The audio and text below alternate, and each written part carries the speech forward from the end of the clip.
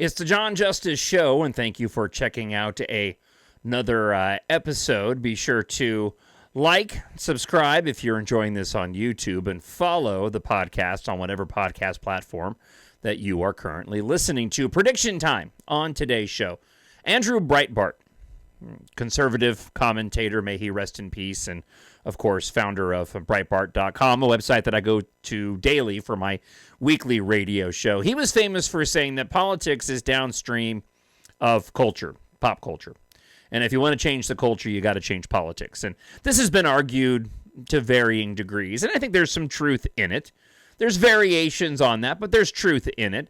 In the case of this past election, I firmly believe you have a circumstance where the culture changed too much, and therefore the politics ended up changing as well. People didn't like the direction the country was going in, didn't like to see what had typically been societal norms falling by the wayside and being replaced by Marxist ideologies on various different issues. We've also seen that take place within our pop culture and our entertainment.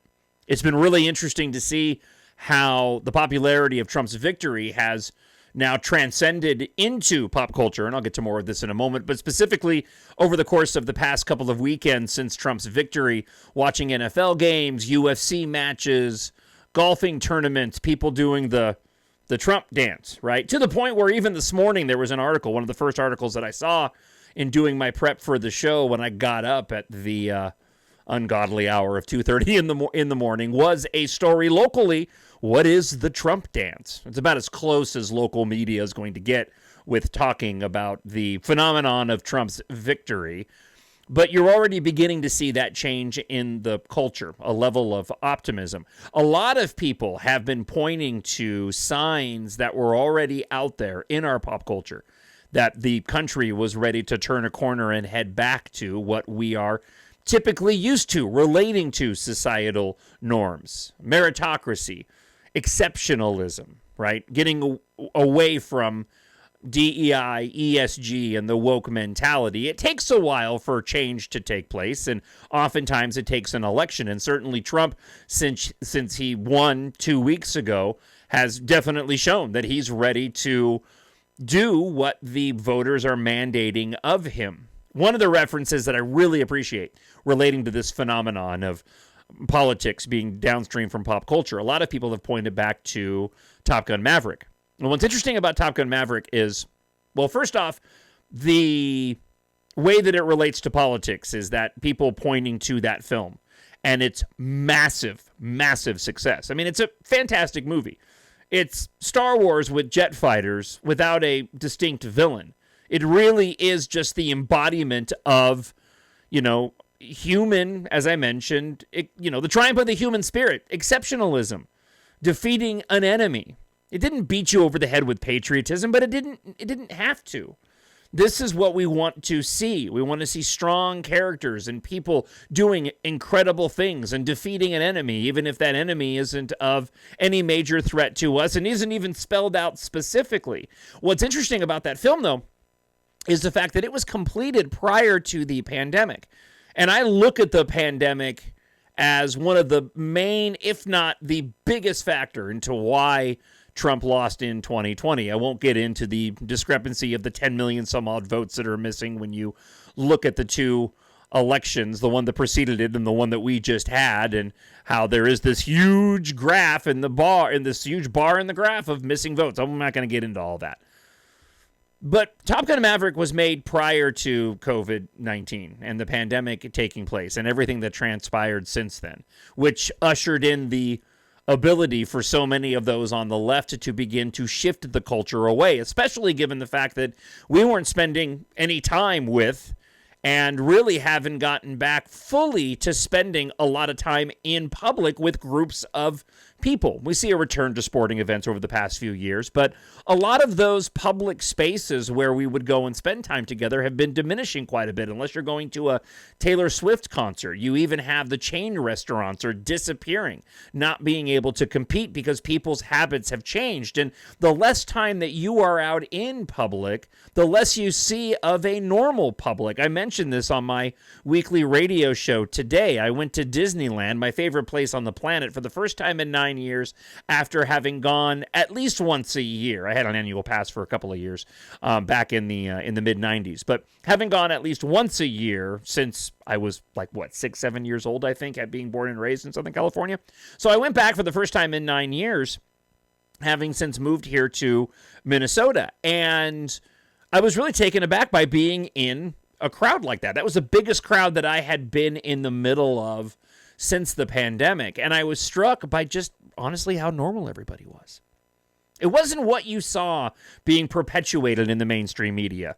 It wasn't what you saw being perpetuated by the left and what they continue to fight for. I mean, they would have you believe that, the country is simply covered now in one big gigantic rainbow, and it's not the case. And to each their own. I'm not pushing back on any of that. I have an issue when it comes to our children and those who are underage being exposed to that type of explicit content. I think they're our most vulnerable, and I hate the way that they've been exploited.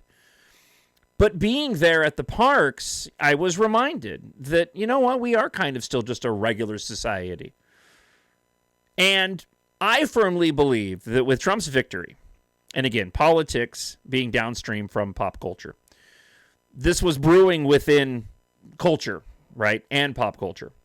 You've seen what's happened with Hollywood. Hollywood struggling mightily. And why have they been struggling so mightily? They've been struggling because there's been this injection, which is counter to what mainstream culture is. It's counter to the norm. It's counter to what most people are used to. It's catering to very, very small demographics that are not representative of most people. I think it's good to have diversity, and we've had that for a really long time. It cracks me up and saddens me when we, see this push for DEI, but just diversity in and of itself. But I go back and I watch films and TV shows back in the 90s, as I introduce my sons to films that they haven't seen. And I'm struck by, we've been doing the diversity thing for a long, long time. We were in a really good place in this country, even though I absolutely disagreed and did not vote for former President Barack Obama either time. I think he's probably one of the biggest contributing factors as to what has happened in a bad way with our culture, apart from what took place with COVID in the past 3.5 years under Biden and Harris. But at that time, when he was elected, even I could recognize that when it came to things like race relations and identity, right, we were in a really good place in this country. Unfortunately, that meant that a lot of people stood to lose a lot of money because of that, and they had to stir the pot. And so diversity turned into equity, turned into DEI, ESG, critical race theory. Getting back to the media portion of this in my prediction, I think you're going to see a wholesale change in the content that is created in the next few years. My belief is Hollywood's going to be waking up, and they're already waking up. You look at Top Gun Maverick, made before the pandemic and all this garbage hit. And it was a good movie in and of itself, but it really was American exceptionalism at its finest. And it came out, obviously, well after the pandemic, when people were already starting to get annoyed by all of the agenda that was being embedded into pop culture. And the fact that we just started not seeing any heroes anymore. And Top Gun is filled with heroes. I love Star Wars. I'm easily entertained, but I do love Star Wars. I like the sequel trilogy. There are aspects of the Acolyte that I enjoy. I really, really enjoy Ahsoka. That being said, when it comes to a show like The Acolyte, there were no heroes in it. Star Wars, in particular, is about heroes and triumphing over evil. And when you start turning all of your entertainment content into something that aligns more with Unforgiven, which I just watched recently because my son had never seen it before, and I absolutely love that film. I feel like it's totally deserving of having won the Academy Award. That being said, there's no heroes in it. William Money isn't a hero. He's taking care of his kids, but he's got a bad past. He had to tap into that bad past to hold other people accountable, but you kind of walk away going, yeah, there's no, you're not walking away from Unforgiven, feeling good. You're not walking away from The Acolyte feeling good. You're not walking away from a lot of content feeling good, because suddenly now Hollywood decided that they had to inject all of these different far leftist critical race theory ideas, sometimes more blatant, other times much more subtly, but a lot of times it just focused on people's flaws. There were no winners, there were no losers, and it was way more, and has been way more, concerned with sending a message than it did just telling a good story. And Hollywood's been losing money because of it ever since. Yeah, there's a lot of different factors involved, but the changes in streaming, but you look at the films that have succeeded, and they really are sort of your classic Hollywood films where you do have winners that aren't, and you go back to the Marvel series ending, with Avengers, Infinity War, and Endgame, and how it just hasn't been the same since. Well, it's because the content wasn't nearly as good. The storytelling wasn't nearly as good. We're getting into this issue of looking at the villains as, real human beings, they have real human emotions, and maybe they're not all so bad. It's not working. And in the wake of this election, and you see how difficult it is for those left-leaning outlets right now with their ratings plummeting, and I talked about this on a recent, I think on yesterday's show, you're going to see a return to what the country voted on. Upholding the rule of law, bringing back of societal norms, getting back to telling stories about good versus evil, and having good triumph over evil. And you're going to see a removal of all of this messaging that the studios have been doing. I don't know how quickly the changeover is going to happen, but through the midst of these struggles, you're going to see a turnover of individuals inside of these creative corporations. And I firmly believe that hopefully we'll be pointed in a better direction, and we'll begin to see the reason why we fell in love with movies and the reasons why television shows succeed. You got to remove all that garbage out of it. You got to vote it away, just like the public went and voted away, and it was a referendum on the way the country had been heading. They need to make money too. And Hollywood is way more concerned about making money than they are about sending a message or aligning with any particular political party. They think they can make money from Republicans and conservatives, and they represent the majority of the country in the wake of Trump winning the election and the national popular vote. Then, yeah, you just wait.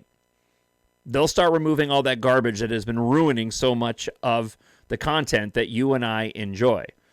I wonder what's going to happen with Star Wars, and if they can turn the ship around. There's even, there was another story this past week relating to the movie that they had on the slate for December of 2027 after The Mandalorian and Grogu. It's taken off the calendar right now. Talk of a Rey trilogy, which I'm fine with if they tell a good story and don't try to preach to me. Just tell me a good Star Wars story that's not muddled, right? That has a good protagonist and a good evil villain that you want to see defeated. I do believe that Andrew Breitbart was right, that politics is downstream from culture. And culture, in a very loud voice 2 weeks ago, said, we don't like the way the culture is going. And I believe that Hollywood's going to recognize that too. And you and I are going to be the benefit of it. There'll still be other woke content if you want to go and consume it, but that's not what the majority of people want to go and consume. Remember, you can listen to my show live Monday through Friday, 6 until 9 a.m. on the Iheartradio app. Just search for Jon Justice, Jon. KTLK, that's the show I'm on. Also, subscribe to the podcast or subscribe here to YouTube as well. And I've also written, speaking of pop culture, a science fiction series that doesn't have any woke nonsense in it. It is just straight up about freedom and liberty versus tyranny and oppression. with a group of young people. It's got some romance, a lot of really cool technology. I wrote it out of my love of Star Wars, and if you like science fiction and you're tired of having the woke nonsense injected into so much of the science fiction that's available today, I hope you'll check out my Embark science fiction series available at Amazon.com. Just search for Embark and Jon, Jon Justice. If you want to email me, by the way, talkshownerd@gmail.com. Talkshownerd@gmail.com. Thank you so much for checking out another episode, and I hope wherever you are, you're happy, you're healthy, you're safe. I hope you enjoyed listening to this as much as I did recording it. God bless, and I'll talk to you again real soon. Bye.